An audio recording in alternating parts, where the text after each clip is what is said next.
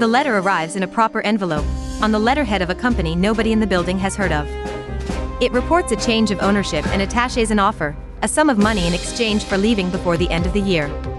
In the entrance hall, neighbors compare figures and discover each has been offered something different. Nobody has been evicted. Nobody has breached anything. Each tenancy simply expires on a different date, and none will be renewed. 6 months later, 3 shutters are down. The question holding this video together is accounting, not moral. Why does your new owner prefer the building empty rather than full? The answer lies in how an asset is valued. A tenanted block is valued by the rent it produces, applying a market yield. That same building, sold flat by flat to buying families, is valued at the retail price of each home, which is substantially higher. The gap between wholesale and retail price is the profit of the operation. Emptying is not collateral damage, it is the technical procedure that converts one valuation into the other.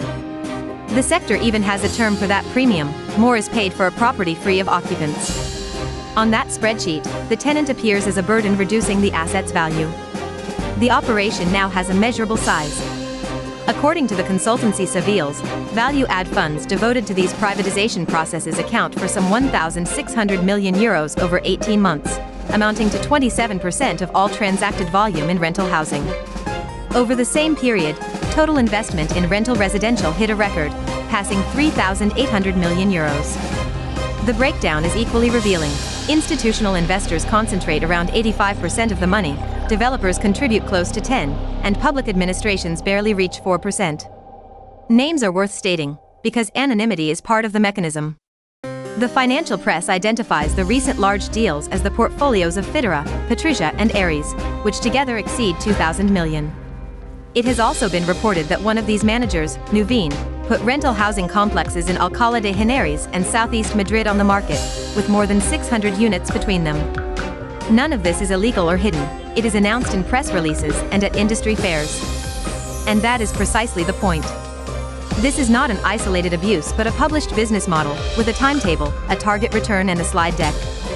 Behind it lies a structural shift in ownership.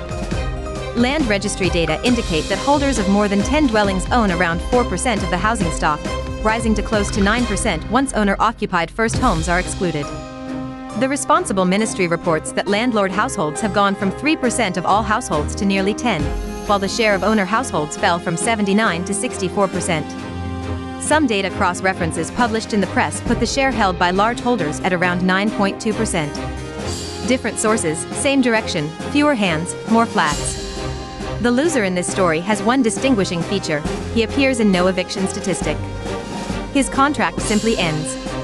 It is a legal ending, silent and without a court ruling, and it also fragments the neighbors, because each door negotiates alone and at a different moment. In Barcelona, one block in the example became the symbol of this process when its tenants received non-renewals after the change of ownership, and dozens of comparable cases have since been counted in the same district. The evidence shows the pattern concentrates where the price gap is widest. 2 out of every 3 euros invested in rental residential go to Madrid. Now the counter-argument, which exists and is not weak. Selling flats to families is not in itself a social crime. It converts would-be tenants into owners and answers real purchase demand. Spain also has a very small professionally managed rental stock, below 8%, against roughly 20% in France, Germany, or the Netherlands. On that reading, driving out institutional capital would return renting to scattered small owners, without maintenance or scale. And it must be admitted that the underlying scarcity was not created by the funds, it was created by decades of insufficient public housing. It can still be argued that this does not address the essential point. What is disputed is not who owns, but what happens to the use. Every privatized block subtracts homes from permanent renting in the neighborhood where they are most needed, and returns them to the sales market, which no longer reaches the people who lived there. And a concrete planning instrument exists to stop it: the public right of first refusal. Barcelona amended its general plan to declare the entire city and area subject to those rights over whole residential blocks. That obliges sellers to offer the building to the administration first, which can buy at the agreed price and add it to the public stock. This is not theory. Through that route, the city has already added more than 300 dwellings, and it has approved passing that preferential right to the tenants themselves and to social organizations when the council does not buy. The same plan amendment requires 30% of new build and major renovation on large plots to be protected housing. The editorial opinion is this: if the business consists of buying the whole building, the remedy starts by contesting that purchase.